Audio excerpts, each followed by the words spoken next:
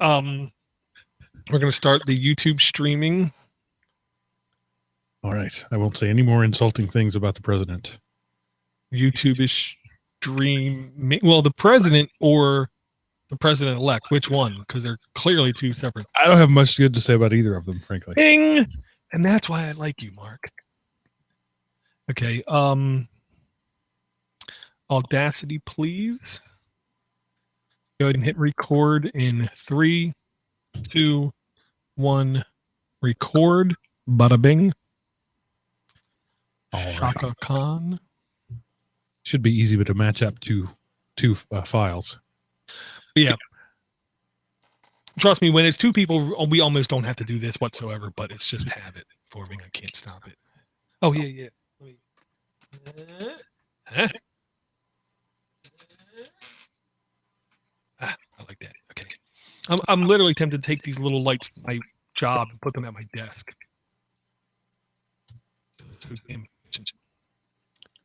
We moved cubes this week from one section to another. This is I've been there 5 years. I've moved 6 times. And the team that was there previously, apparently they were all a bunch of vampires. They had like 3 of the 5 lights in the area disconnected. There were 4 giant, huge windows, and they had the blinds drawn. I mean, it was like a sepulcher in there. Was it by any chance were they Microsoft employees? No. Oh, I asked because I've seen 2 Microsoft offices. One of them was up by Philadelphia. And the guy said, this side of the building, floors 5 and 7 or whatever, are Microsoft. And you look, and all the blinds were drawn. Every other floor, windows are wide open. And every time I've seen a Microsoft complex or building or floors, all the blinds are closed, like someone's trying to steal their secrets.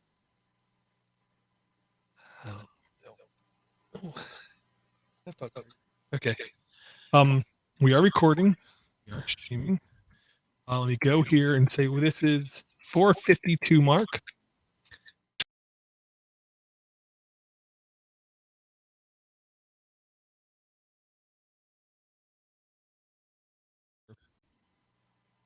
Hey, everybody. Welcome to Android App Addicts episode 452.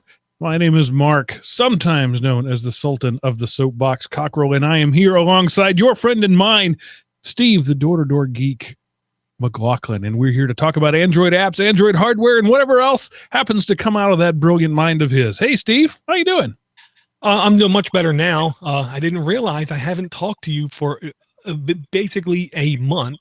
Yes. And since then, a lot of things have happened, including 2 deaths that I know of, 2 hospitalizations. Your wife was sick. I got moved in my job. And Eric isn't here. So not much, really. Not much at all. This is a crazy time of year. Everything that's going to happen happens between October and January. I don't know why. I believe it too. And this is usually where I would try to change the subject, a la planes, trains, and automobiles, by saying, how about them Cowboys? But I can't say that to you now because you'll go off for 15 minutes. Yeah, for all you fair weather fans who went on the bandwagon now, if you weren't with me in the 1-in-15 season in 1990, you don't get to be on there now. Sorry. Yeah. I'll just say a lot has changed since then. That's true. Last week, was it last week? I think so. My wife came home from work with 102.3 degree fever. And at that point, it was all hands on deck. Mom's down, warning, mom's down. So she went to bed and stayed there for a while. That was, yeah. And then I was mom and dad and everything. So I sent the guys a message and said, I'm out. And did you do a show last week? No. Yeah. So that's how it is. When I can't be here, you just can't do a show. No, that's not right. Anyway, things are back to normal now. Everything was good. It was just one of those bugs that knocks you on your butt for 48 hours and then you're fine. It was that kind of thing. So frankly, I'd rather have those than like the flu or something that lingers for a long time. Yeah. Well, yeah. And my mother-in-law had, I want to say, like 13 feet of her digestive tract taken out. Wow. Yeah. But She's over 60. I'll say that. I'm just going to say that. She's over 60. The doctor told her, you're going to be here for 5 to 7 days, but more than likely 7, if not more. In 4 days, she was out of the hospital. She's a beast. I read an interesting statistic a while back. If you took your intestines and stretched them out from end to end, you'd be dead. That's a very true fact.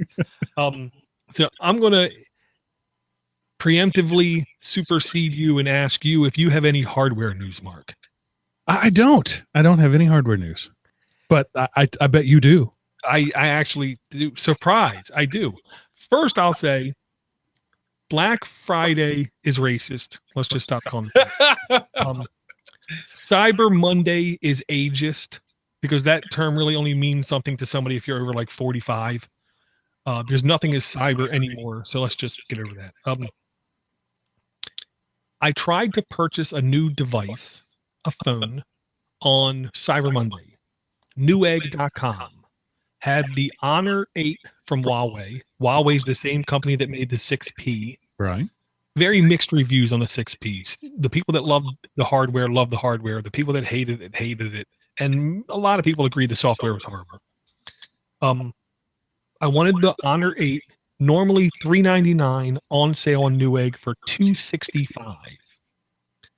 I literally spent a combined probably 6 hours on Sunday, Monday, and I believe part of Tuesday, because the sale was still going on, trying to buy the damn thing. And I couldn't. I would add it to my cart. I would go to checkout, and it would say, cannot ship this item to Maryland. Have no idea why. Tried to call up Newegg 1-800 number. Half the time, I got a busy signal. The other half of the time, it just rang off the hook. Tuesday at 10 p.m., they contacted me and said, oh, sorry, we're late with getting back with you. Is everything okay? Well, I can't buy this device. Here's what it is. A day later. Oh, sorry, we're late getting back to you again. Do you still need help?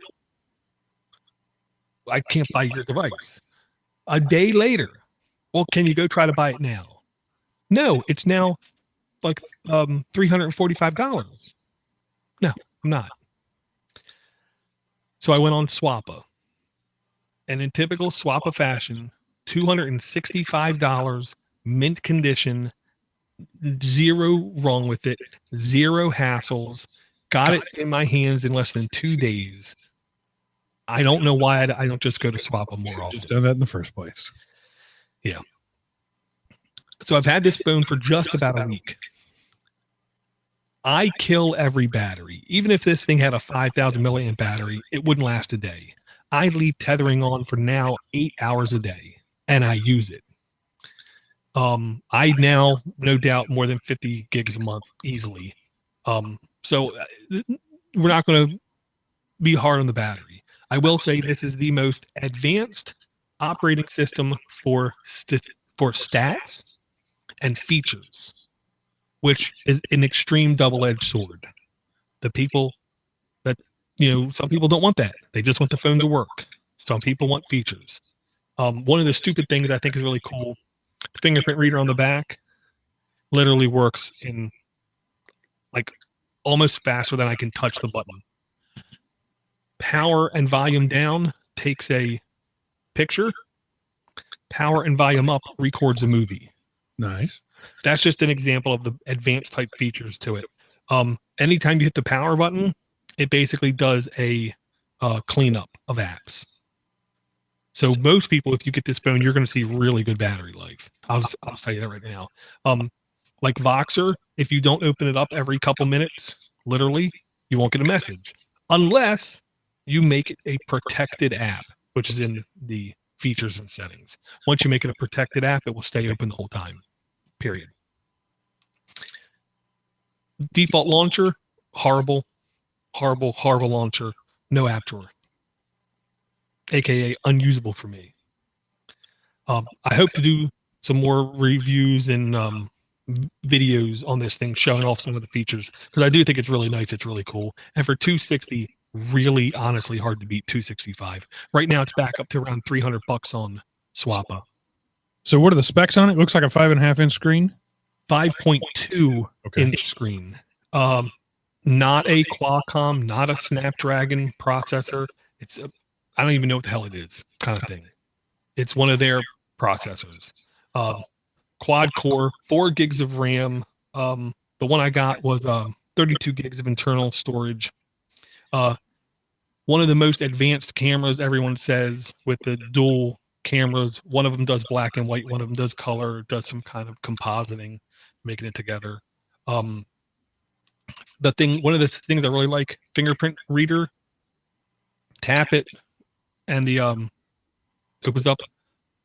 It's also a button. Press it once, I have it going to Google Now. Press and hold, I have it turning on the flashlight. Double tap it really quick, and it opens up Voxer for me. Nice. So I really like that being a button as well. Yeah, just a really feature-packed phone is what I'll say.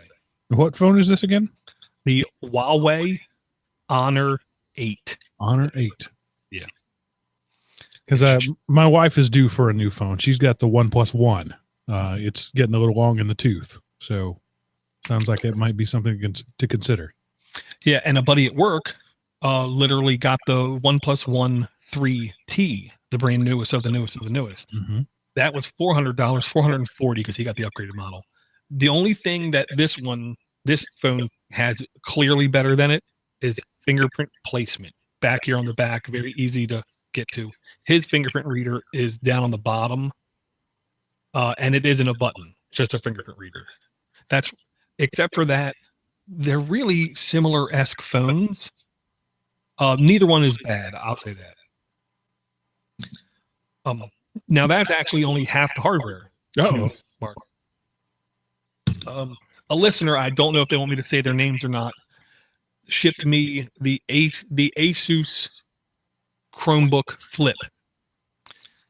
This is the Chromebook that literally flips all the way around, tablet as well, and Android apps. You can load the Android apps in them. The only thing I don't like is this, when you turn around to tablet form, it doesn't meet nice, and nor does it stick. It like wants to pop open. It's like floppy. A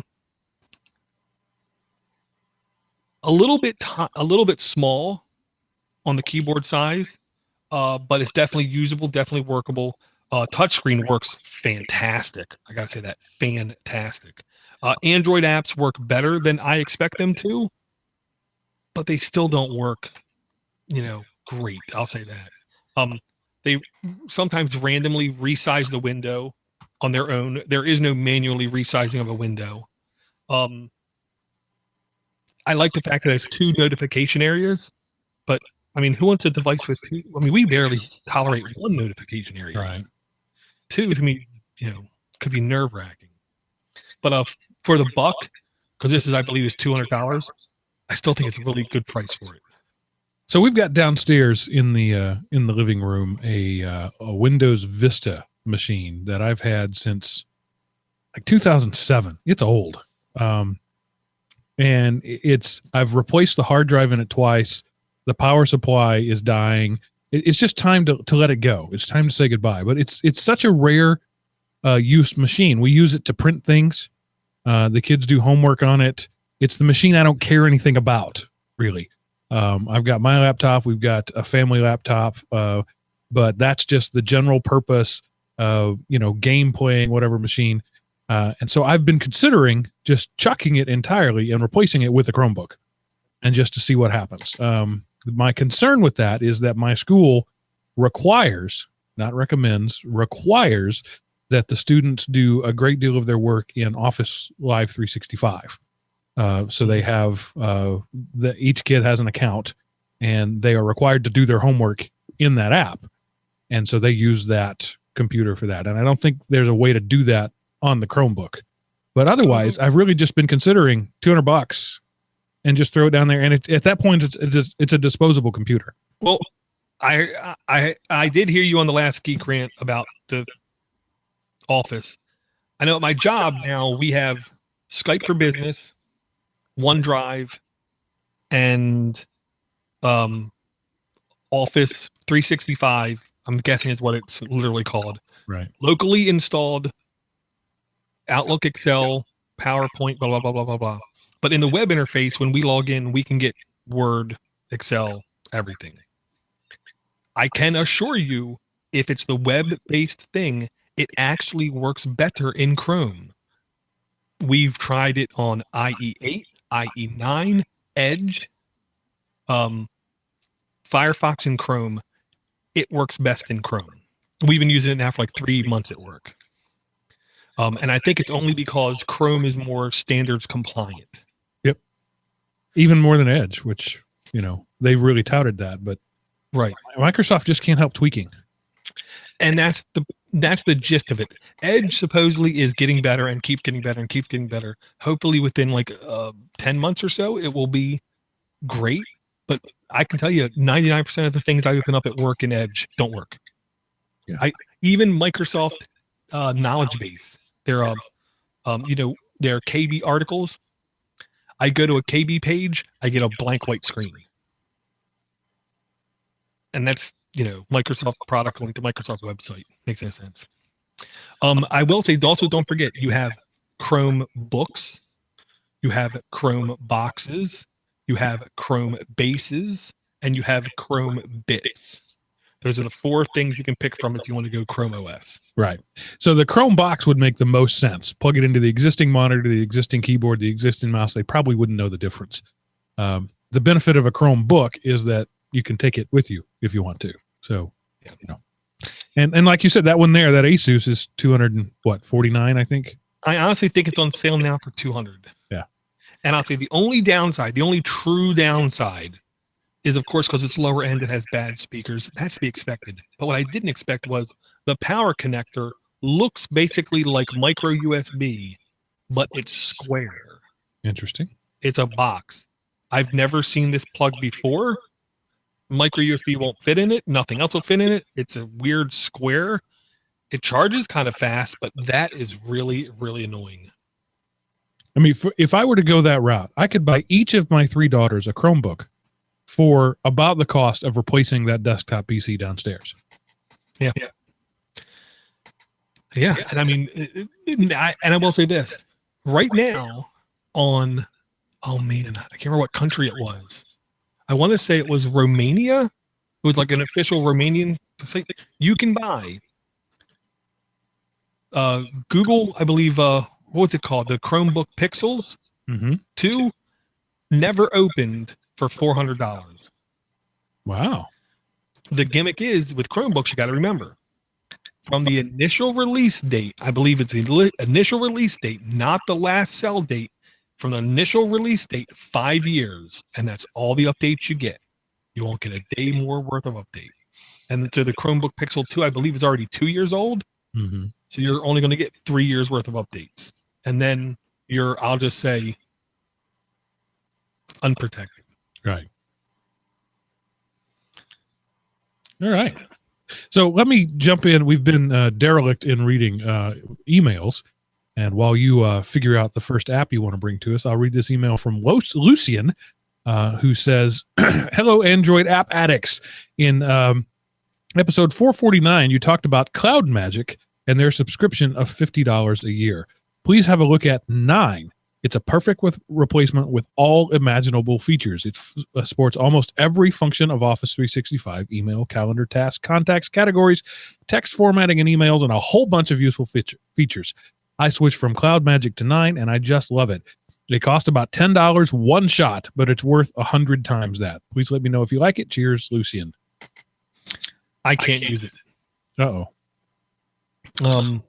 Newton and did a half price sale Black Friday, so $25 a year. No, I'm not doing that. I tried that application, and I can't use it because I need to have a rooted device just for my mental state. But then I need Exchange security bypass.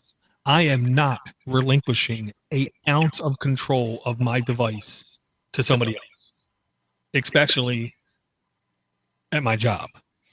my personal device. So I need Exchange Security Bypass. I used MailWise because it literally has built-in Exchange Security Bypass. When you start to add your Exchange account, top 3 buttons, click it, Exchange Security Bypass.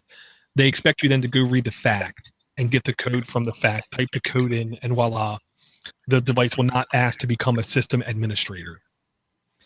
Trust me, 9 looked better. I'm not going to lie, but I need that Exchange Security Bypass.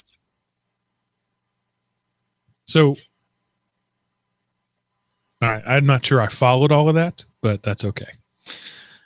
Well, anytime you connect your Android device to a Exchange server, it wants to be designated as a administrator on the device. Right. To give the Exchange administrator the ability to, its real intention is to wipe all the Exchange data and emails off of your phone if your phone gets lost or stolen. But unfortunately, because it's a system administrator, it can literally wipe your device. Right. Got it. Okay. Now I follow you. And I'm not giving that power to somebody who gets paid the lowest amount, the lowest bidder. You know what I mean? I'm just not doing that. Yeah. I don't think that in my corporate IT environment, I would be allowed to do that. Well, the beautiful thing is that they don't know. So you just log in with your regular Outlook credentials? Mm-hmm. Interesting. Might be worth trying out. For $10. I mean, I've got enough Google Play credit from answering questions to try that. Right. The only feature I quote unquote needed in MailWise, I needed the ability to turn off signatures, the auto signature. I don't want it to say sent by MailWise. So I paid the $10. One-time fee too, not a yearly fee. Yeah. All right. So Door, what is your first app of the week? Okay. Since we're going to have a new executive commander-in-chief here soon in office, I figured this would be a good app to share. This is called 1600. And anyone with an education above, I don't know, 7th grade, hopefully, knows what that means.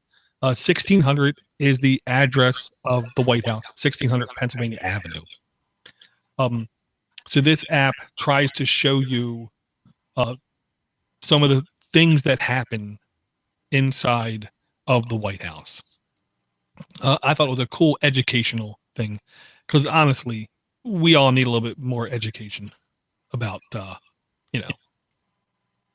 happenings, the goings on.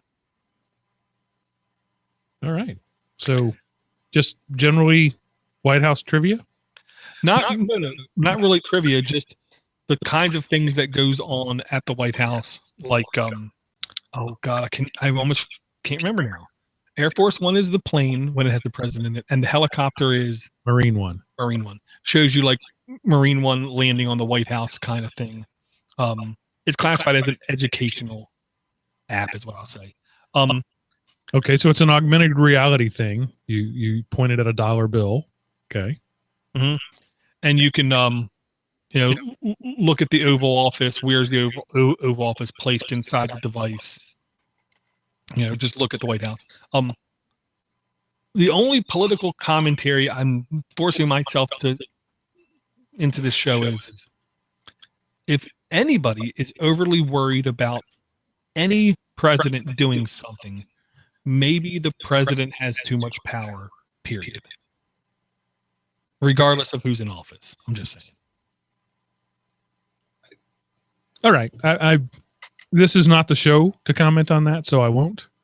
But I will say I was recently speaking with a Canadian friend of mine. And it's interesting to hear what the Canadian press is saying about our American process. They don't know. They just know what they see on CNN. And it's no wonder that people aren't launching nukes at us already. If what these people think is what everybody thinks. Well, I'll see different parts of Canada, just like different parts of the U.S. And on average, though, the Canadians I know are more astute on finer points of U.S. politics than Americans, because their entire economy runs off of us. How we were 2 years ago is how they are now. Right. They're very, I don't want to say concerned. They're very aware of everything going on here. All right. So while you're queuing up your next app, I will read an email from Todd, who points us to another app that it just came out. Well, at the time he sent this about 3 weeks ago. It was brand new. It's a PhotoScan by Google Photos. It says this app is apparently pretty new, only 1,000 to 5,000 downloads. Haven't checked it out. It's a fresh install of a couple of minutes ago. Just wanted to give you a heads up. Keep up the great shows as always. My fellow listeners, support these guys and hit them up on Patreon. So I have used this app. Essentially, what Google PhotoScan does is it's a professional photographer's worst nightmare. It's designed to take a picture of a picture and get a good digital representation of that. So, when you take a picture of, say, a glossy print, there's always going to be some glare and the angle's never going to be right. It's kind of like Cam Scanner is for scanned documents, but for photos. And I have used it on 2 occasions for 2 different photos and had vastly different results. One of them was absolutely terrible. The other one was as good as if I had taken the picture on the phone myself. So in my anecdotal experience, it's a 50-50 shot whether PhotoScan by Google Photos is going to do the trick. Yeah, I'll say the only thing the professional photographer likes about it is its speed, because it isn't lightning fast, because you got to take multiple pictures. So if you have like full albums worth of stuff, I don't know if people are going to want to sit around and take the time to compare all their pictures that way. Yeah, and so he when I've already forgotten his name, Sharks fan, sent us this. It was at 1,000 to 5,000 installs. Now it's at 1 million to 5 million. So it went out there quickly. And I just it's clever the way it works. And I think this is probably a 20% time it's going to be used on something else. You take a picture of the overall picture, you frame it, then you take 4 more pictures. So it takes 5 pictures in total at different points along the photo. That's how it gets rid of the glare, because as you're moving the phone around, some shots have glare, some shots don't, and it puts it all together. And like I said, in the one that I did, the color was weird. It just didn't look right. It was, I guess I didn't have my phone, angled right. And it says, not to worry about that. It should correct that. It didn't. It just looked askew. But then the other one that I took looked really, really good. So the idea here is if you've got an old, family photo or high school yearbook photo or whatever, and you just think, I wish I had a digital picture of this, or I would like to send this to, Auntie McGillicuddy, you can do that using PhotoScan. It's not going to be great. It's not going to be as good as having scanned a photo. Right. But, if you're just trying to stick a photo in a regular desktop scanner, that doesn't work well either, because there's always a big glare as the light shines across it. You really need a special tray insert for that, or you can take them to Walmart and they'll digitize the whole roll for like $1. That's what I did. Took all my stuff and they gave me a CD back. But, Google Scan, it's not going to be a high volume thing, but it's a good way to just archive some of those old literally decaying photos. Yeah, that's the thing. I think it's genius. It's going to be implemented in something else to be more important. But the only thing I'll say is this has the same flaw that a lot of other apps have, and that is each camera is different. So literally from phone to phone to phone to phone, your results might vary a little bit. That's the only shortcoming with it, and that's something they can't control. Okay.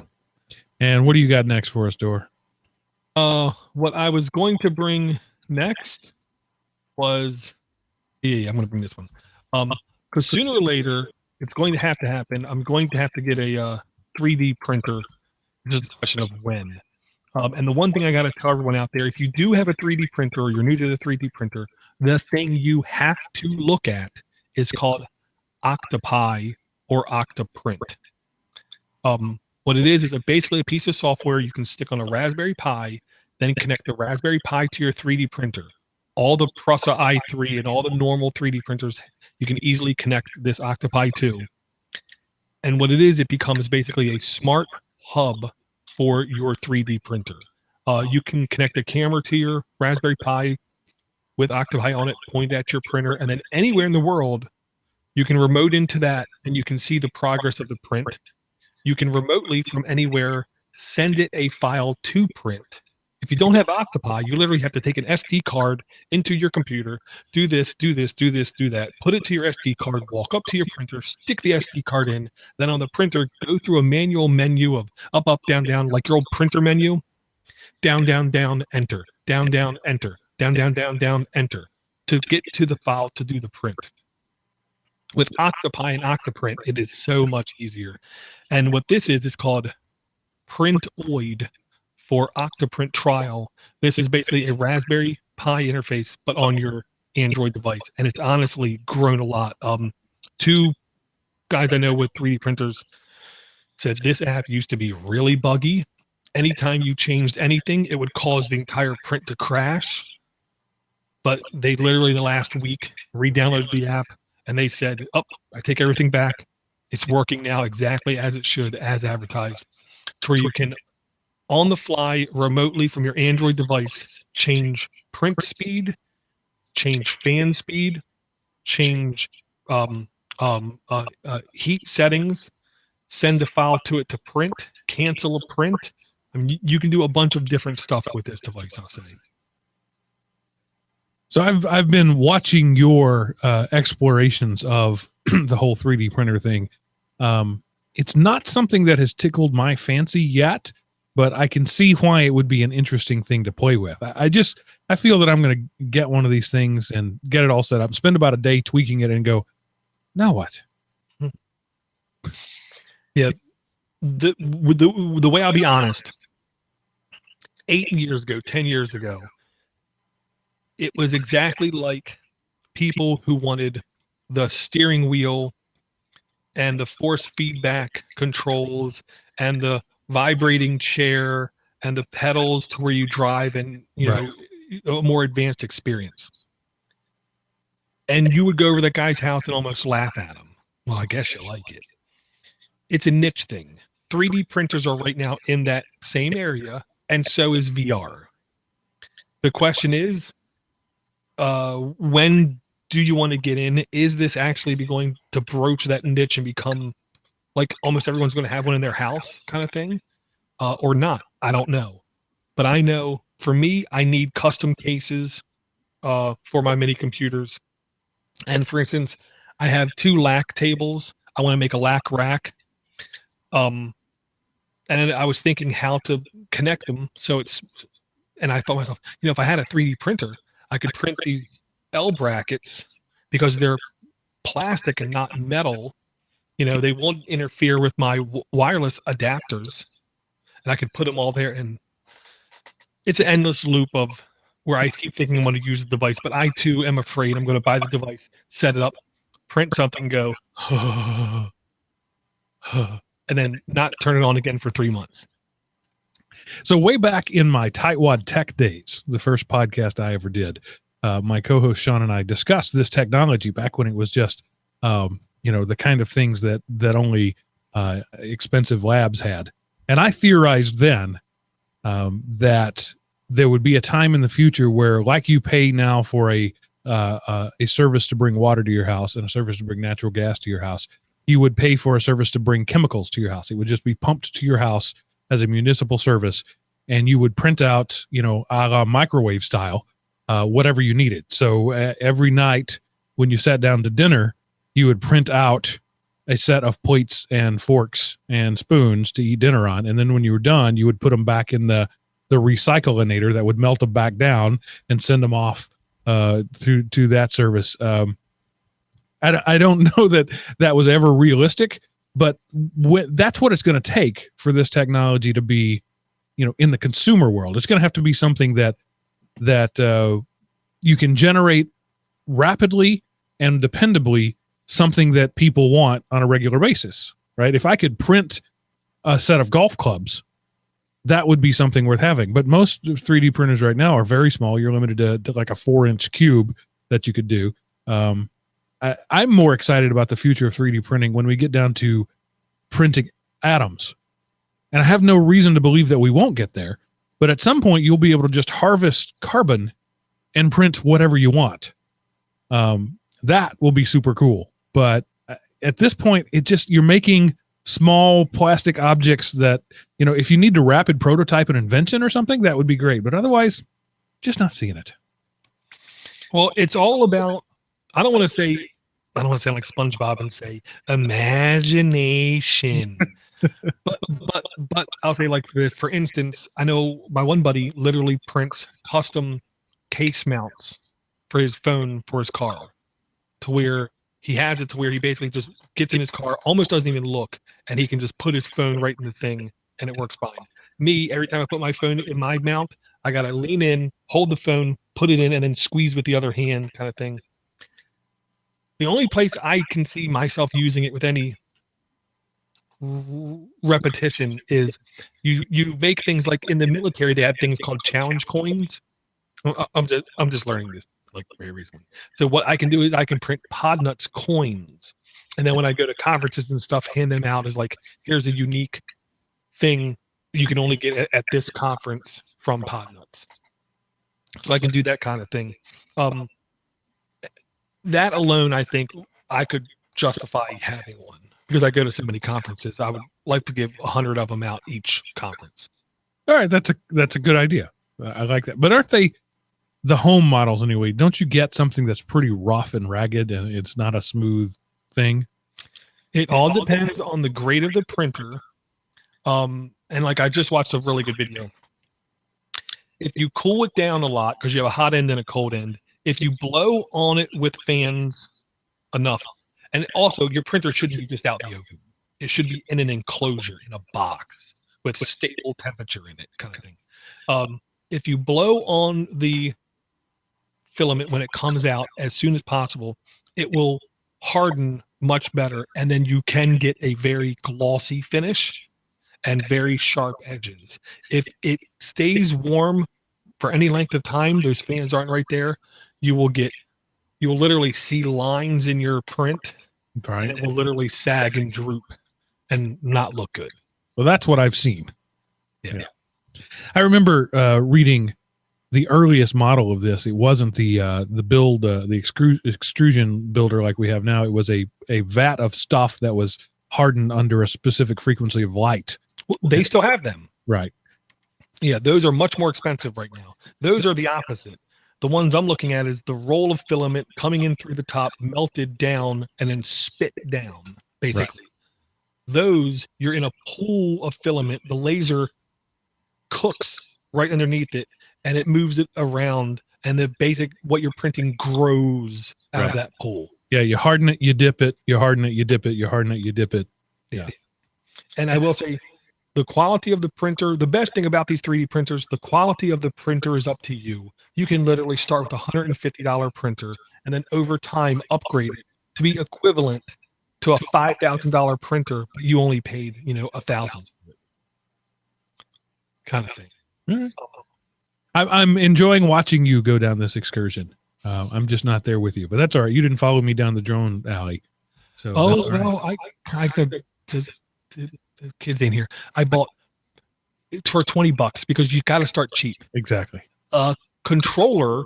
The controller had good basic functions. The guy said it had a return home, auto level. When it goes out of the thing, it doesn't keep going in that direction. It comes down. For $20, the controller, in the middle of the controller, is the quadcopter. I saw that.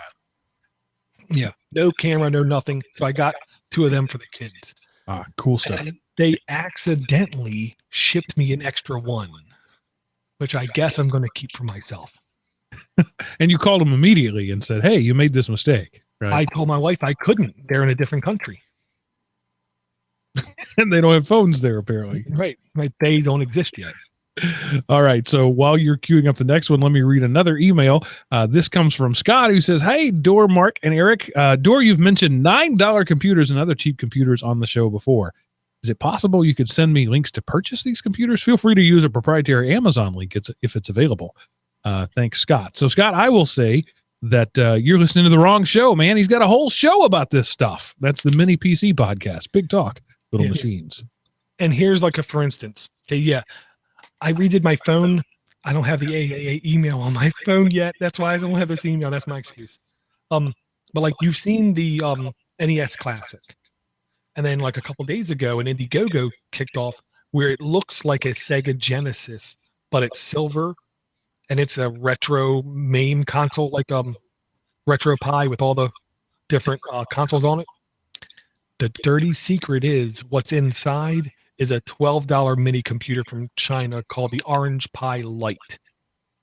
So with a 3D printer, again, 3D printer, or you go to Thingiverse and pay like $8, you can get the case printed. You can buy this $12 Orange Pi Lite, slap it inside, and you have the exact same thing. Where this Indiegogo, I believe they're charging like $50 for this retro arcade machine where it looks like a Sega Genesis, but it's silver and small. The Retro Engine Sigma mini console and media player, $59. Yeah, and it's ridiculous. It's a $12 Orange Pi Lite and literally a $3 case. I'll say, I don't know, $4 case. And if you followed my other show, Mini PC Show, you'll know these kinds of things. And the number of computers will not slow down. That's what the only constant I'll say. Will not slow down. Yeah, it's once you know how to do that, and we know how to do that now, everybody builds on the next guy. And that's what makes it super cool. All right, Dor, what's your next app for us? This one I had to bring. I say this, I had to bring. Okay. This was brought to me by a listener, and I'm sorry, I can't remember who. It might have been Bill Miller. I can't say for sure, but this is a really cool app, I think. Unfortunately, it's a big battery drain. And unfortunately, you only get really good use out of it if you always use turn-by-turn navigation. You're going to need to either have your turn-by-turn navigation audio turned on, or literally have a second device, or have Android Auto, because this will take over your screen kind of thing to make it really useful. It's called Nexar AI Dashcam. It's still in an unreleased state. I had no problem with it on my OnePlus One. I had no problem with it on my Honor 8. What I do now is I put my OnePlus One in my glove box, turn on the Android Auto, turn tethering on my Honor 8. So I have my Honor 8 in the mount with this turned on, and I have my Android Auto with turn-by-turn on it right there. One of their selling features is it has to get the network effect to where a lot of people are on it, and it can like early warn you if enough people have this installed of accidents happening basically faster than Google, or severe braking happening in front of you kind of thing. But even without that, I think it's still a really good feature because it's a dash cam. If you look at take a look at the first screenshot, you can turn the mic on if you want to. It's up to you. You're seeing the camera on your screen the whole time. It's not recording. Okay. When you tap the screen, it will count it as an incident, and it will record 40 seconds in the past. So if something happens and then you hit it, it will be recorded because it goes back in time. Basically, there's a buffer it saves. So when you tap the screen, it records it. It also records on your the application the exact place it happened on the map. So if you're in a car accident or you see a car accident or whatever, you can now have video footage of it and a precise GPS location of it in the map. So I think that's really cool. So I've been using this pretty religiously here for about a week. And apparently, if I'm reading this, I'm watching the video with the mute on, it communicates with other people using it. And so it can help them avoid the accident you just had, as well as confirm your side of the story. Right. I encourage everyone, if you're at all interested with this, when you load the app the very first time, this video that you're seeing in the Play Store is what you're seeing on the device. But it's making, to me, it made more sense when I was sitting in my car watching this video. Even if you don't have the networked effect with people around you using the app, you still get the benefit of at least having a dash cam and being able to record what happens. On my OnePlus One, it was also recording the selfie cam me driving. On my Honor 8, at least it hasn't, and I don't know if it's a setting or if it's me. I got to look into that. So that could be bad, because if you're texting, there's no photographic proof of it. And that's why I liked it, Right. because it will help exonerate me if indeed I'm doing nothing wrong. If I'm doing nothing wrong. So while we're on this subject, I want to appeal to the audience, because Dor, you have a not only a big audience here, but a helpful audience. I want to go the other way with a camera in my car. I want to outfit my 2006 Dodge Ram pickup truck with a backup camera. And I'm looking to do that easily and inexpensively, but above all of that, geekily. Now, I know I can go buy something and I can drill holes and I can mount something, but I want to do this the geekiest way possible. So, guys, what do you got for me? I want to be able to put a camera on the license plate, so, standard backup camera stuff, and if it's got the grid lines and all that, even better. But I want it to either use a phone or even better, my phone. But it needs to know when I'm in reverse and launch the app on the phone. So I've got the phone in my mount, and when I put the truck in reverse, I want the phone to get a signal to launch the app. This should be doable, right? So this is my task for the audience. What can I do out there for, I'm going to say, less than $200, because there's some hardware involved. I'm going to have some sort of transmitter and all that. But what do you got, guys? I'm interested to see what you can do for me. That's good here, Mark. And I'll say my new car has a backup camera. I now can't live without a backup camera. Yeah. And it's only because once I see it on and I backed up for the first time and I got out of the car and I looked around, I now feel such a sense of security and safety when I'm backing up that I am exactly sure of everything. Because before I'm looking out the mirrors, okay, it looks good. Okay, it looks good. Okay, it looks good. But I really don't know. With the camera, there's absolution. I know. Yeah, and now it's a law in the U.S. that all cars must have them. But I bought mine long before that, so I want to upgrade it. And I've done, the Amazon searches, and I know there are lots of things out there, but I just want to find what you guys recommend, the open source Android geekified version of it. And if it would make, a Star Trek communicator sound when I put the car in reverse, that wouldn't be a bad thing. Yeah. All right, Dor, what do you got next? Hey, I'm actually going to bring this one, and I will not lie, I have not had time to dig in with this one. It did come with a suggestion from a friend of the show, Joel McLaughlin, from Tilts, the Linux Link Tech show. I just got to say, I'm shocked at how good it looks. It's called Star Combat, and this is again unreleased. Sorry, the Nexar Dashcam was unreleased, which means it's basically like a beta. I don't know what the difference is between unreleased and beta, but whatever. I think the same thing. So this might crash on your phone. One person I know said yes, as soon as it launches, it crashes. But two other people runs perfectly fine, no problem. This to me is one of those simply gorgeous games. There is a little bit of the stuff I don't like in games: shipbuilding, weapon upgrading, this upgrading, that upgrading kind of thing. I just want the action in the game. I love the fact that all of the text, at least in the video, is like Russian. I'm okay with that because it's like foreign. I'm in space, it might as well be Russian. It just looks so damn good is all I gotta say. This looks like a PC game I used to play back in the day called Afterburner. Almost the exact same graphics, but not on a PC anymore. I'm blown away every time I see this. And yeah, I agree with you.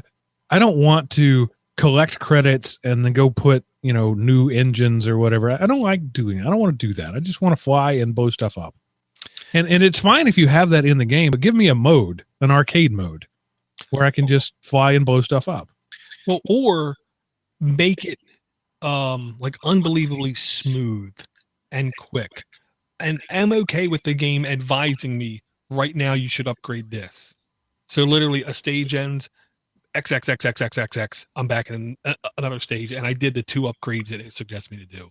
I don't want to have to sit there and go drone through menus of, oh, maybe I should get this, or maybe I should get that, or maybe I should get this. No, I want to bang, bang, bang, bang, bang. All right, it's got 1 review, 5 stars. So, yeah, that might have been Joel. I don't know.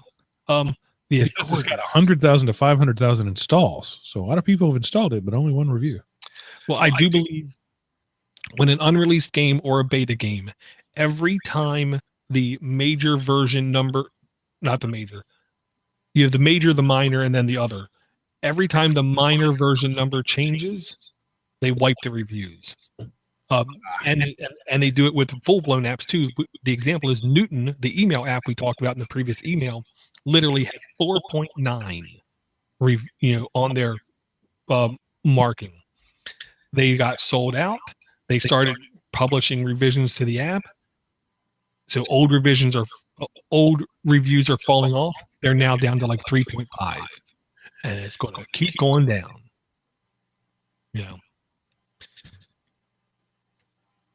It's just okay. I just went back to my email here, and we have an email from Philip sent on October 1st. So this is a while back. He says, I just heard the door was looking for an Exchange client that doesn't require admin privilege. And he recommends 9. He says, the reason I went with 9 was that it had the ability to prevent enforcing the Exchange administrator settings. So who knew? I couldn't figure it out then. Additionally, I've since installed the following exposed module to bypass the need for admin privileges on my phone. I've also since flashed several ROMs, restored apps with titanium, so not sure if 9 still has admin rights from the original install. Doesn't look like it from the device administrator section in the settings. Anyway, 9 makes managing email accounts a little less painful. I agree with Dor in his opinion on Outlook. It also syncs your calendar to your phone. You can access the calendar from any calendar app installed. Sadly, it doesn't share the calendar with Google Now or Assistant, so I don't get travel reminders from my work account, but I don't think any other clients will do that either. As for the price, you can download it for free and use it for a week before it asks for a one-off in-app purchase for continued use. I think it was $10. You can buy volume licenses for your business. Topic number 2. You mentioned chess in a last episode that got me to thinking of a game that has recently had a sequel published. That's Banner Saga, and some describe it as chess with Vikings. Oh, I'm in. It's hard to describe, but it has elements of an RPG where you have characters that you level up. Different characters have different abilities in combat, like the chess-like turn-based, and there's also a long narrative in the game. There we go. Where you can make different decisions and change how the story turns out. I enjoyed it so much I played it through a second time initially after finishing it. I haven't gotten to the sequel yet, but I have some rewards set aside for it. Anyway, hope you find a good email client. Battery 86%. Cheers, Phil. So that's Banner Saga and Banner Saga 2, and I'll post those links in the chat room so that Dor can put them in the notes later. Okay. I'm going to check out 9 again because, to be honest, it looks a little bit better. And that's the one thing I liked about Cloud Magic was it had its own calendar. It didn't interfere with my calendar, my Google Calendar app. Every other email app puts it in my Google Calendar app, and I don't like that. Banner Saga. I know I've seen this before because of the icon. He said something like chess with Vikings. I had to say that to myself again. Chess with Vikings. A unique fantasy realm inspired by Norse mythology. Explore a grim world shaped by the legends of the Vikings. Uncover ancient lore and battle tooth and nail to carve out a new bastion in a world abandoned by the gods. Okay. I hope the animation I'm seeing where it looks like a cartoon is actually in the game in like the cutscenes because it looks spectacular. It looks like a Dragon's Lair. Yeah. And then the actual game footage looks I mean, equally as good further back, less zoomed in, but it still looks really good. Wow. This is really, really good. I know I've heard of it, but I never clicked through to it. $4.99. And my brain is confused. I'm looking at the icon for it, and it looks like there's two big, huge stone-looking cigar shapes emanating out of his forehead. They're horns, like Hellboy style horns. But Viking. We all know now that Vikings didn't have any horns on their helmets or anything. Everybody in this game did. By golly. Alrighty, okay. $5. I have to let my Google Play, Google Opinion Rewards credit build back up, but okay. Interesting. I'm watching the video of it. It's kind of like what's that game where you clickety and it was a big thing for a while. Devil something. Anyway, Diablo. It looks gameplay wise kind of like that. I don't know. Chess with Vikings. How can you not try it? And that's the thing. I agree. And if it looks anything like what I'm seeing in this movie, how can it be bad? I don't know. And there's like a cyborg guy in one of the pictures. I mean, it's a cyborg Viking. You had me at cyborg. I'm in. And Viking.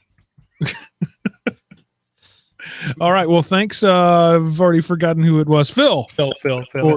For your email on both counts, 9 and Chess with Vikings, Banner Saga. Good stuff. All right. That's the last of my emails, Dor. I have emptied my tank, so you empty yours. Okay. I'm only going to. Well, I got too much. I can't empty it, Mark. I'll bring this though. Again, because of its beauty, is what I'm going to say. This is called Gear.Club, but if you look at the URL, it was obviously called GT Sprint, and then they changed the name.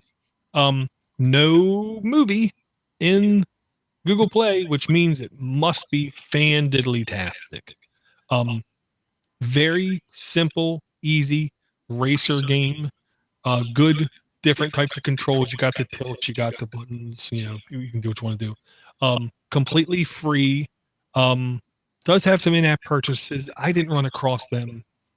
Just simple racing.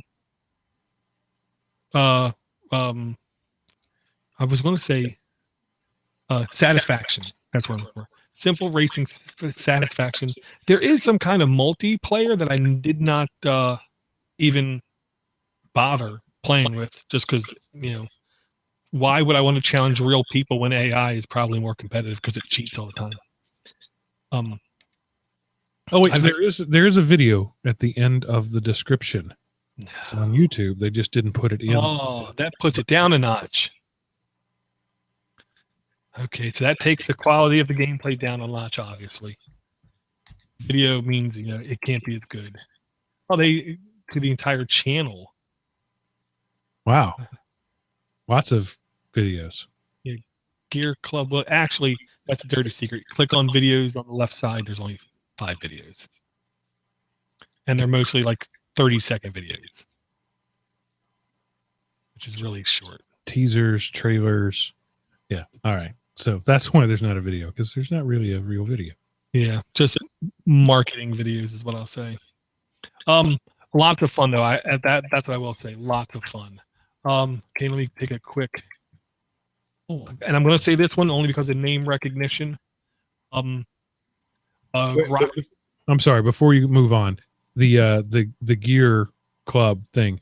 What was the control? Was it tilt to steer, or was it tap? You could do either one. Okay. As soon as you launch, it basically started a tutorial mode where it asked you which one do you want. Okay. Yeah. Pretty easy. Gear.Club by Eden Games Racing. 9,000 plus reviews, 3.8 reviews. I don't know why, not more. People are crazy. This one I'm bringing because of name recognition. We all have had to have heard of Rockstar Games. this is one of their, I think, less popular games, but to me, almost a more interesting concept. The game is Bully, and it's a Bully Anniversary Edition. So apparently this came out like 10 years ago, maybe. That's almost stick with 10 years ago. We're basically, you're a bully, and you go around school and beat people up. Because it's Rockstar Games, you can go and cause all kinds of chaos in all kinds of places, including like messing up the football game or going to learn boxing lessons. This dude's about to go point blank range with a slingshot to the forehead. That's going to hurt. You'll shoot your eye out. Yeah. Yeah, I never played this game, but I know every Rockstar thing I've loaded on an Android device. I was pleasantly shocked at how well it ran. And this is, again, Rockstar Games, top developer, only 206 reviews. T for teen. I'm going to say not for young teens, at least older teens. Well, maybe the reason it's only got 200 reviews is this app is incompatible with all your devices. Yep, brand new. Literally, if you look at the install count, it's between 1 and 5. That's new. Yeah. Updated December 7th. Right. So it's basically brand new, just came out. It will become more compatible with more devices as time goes on. But again, not for young teens. Content rating: teen, violence, suggestive themes, language, and cruel humor, just to name a few. Yeah, I feel it hard. That's 10 App Store. Let's stop there, unless there's just something you just had to do.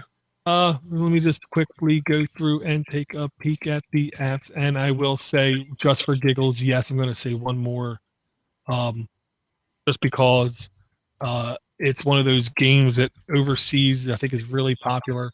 It's the lawyer games.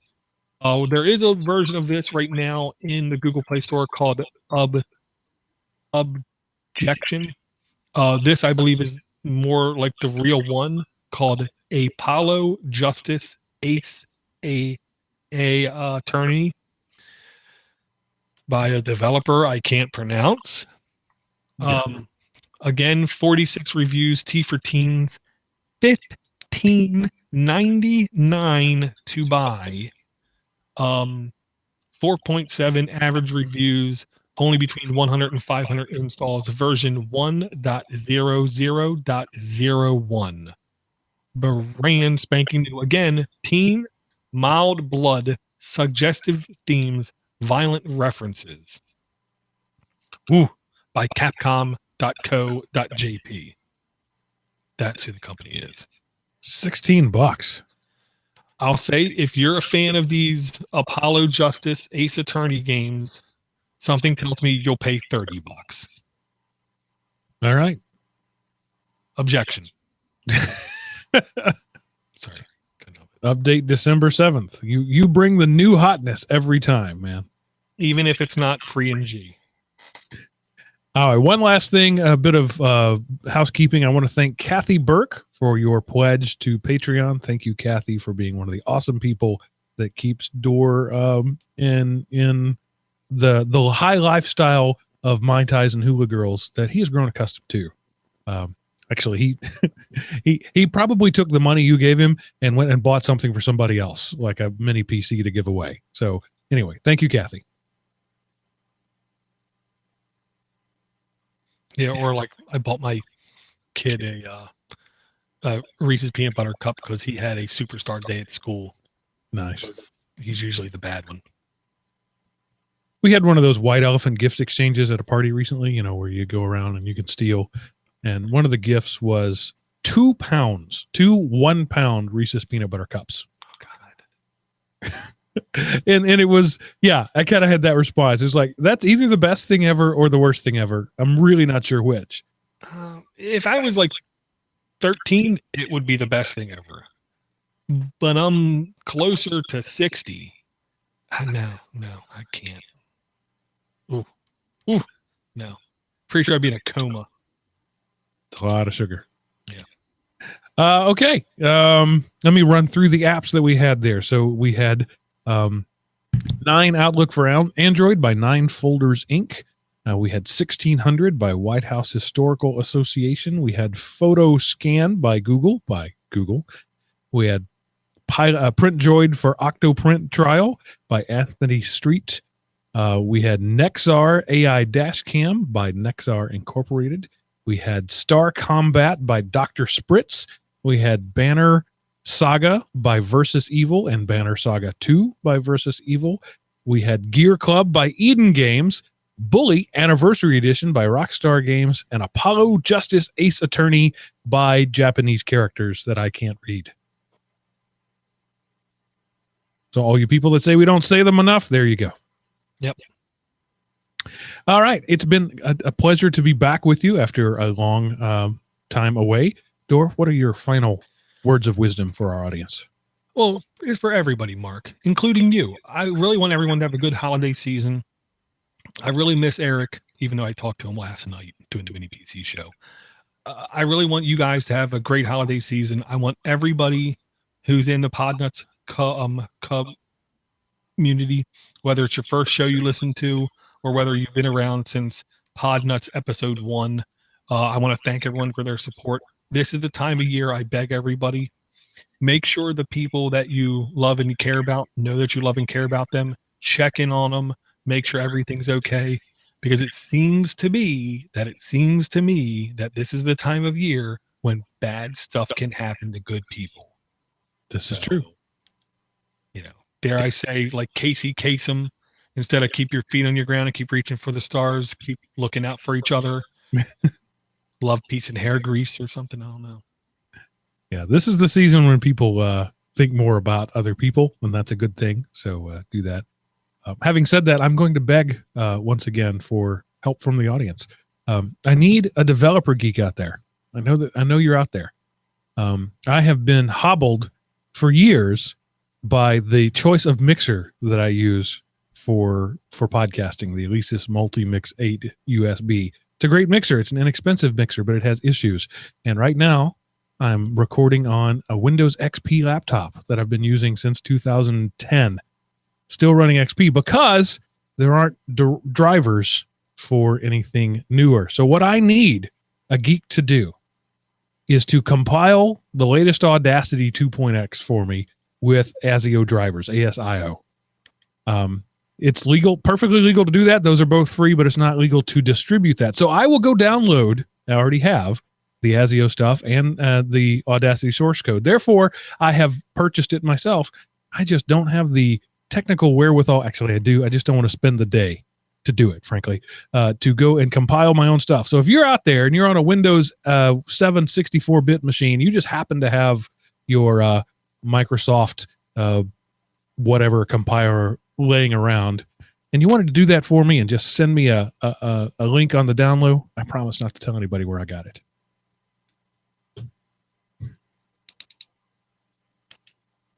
I hope for you, man, that you get it. Because Windows XP, oh my Lord. Yeah, and it's so buggy and crashy, and the machine is old, the operating system is old, but there are no new drivers. I can't do it in Linux. I can't do it in Windows, anything newer. I just can't, because not that they don't have drivers. So there's Windows 7 and Windows 10 and Windows 8 drivers, but they're all ASIO drivers, ASIO, and Audacity doesn't support that. So I don't want to learn a whole new thing. So there you go. What was it you said in a recent show? I'd have to take all my wheel making expertise. Mm-hmm. Yeah. Just throw it away. All right. So there you go. We have begged you twice. I have begged you twice. I will beg you once again to go to patreon.com/Android App Addicts and throw some money at this wonderful gentleman here. He not only does he deserve, frankly, he deserves to be paid for the hard work he puts in, but he's also the kind of guy who's going to take whatever you give him and give it away again. So you will be helping the community by helping the man behind the community. He won't say that, so I'll say it for him. Patreon.com/Android App Addicts. Donate money. Do it now in the name of Christmas. And having said all that, we'll see you next week. Hopefully next week. We were gone longer than we thought we would be. But that's it for this episode of the Android App Addicts podcast. See you, everybody.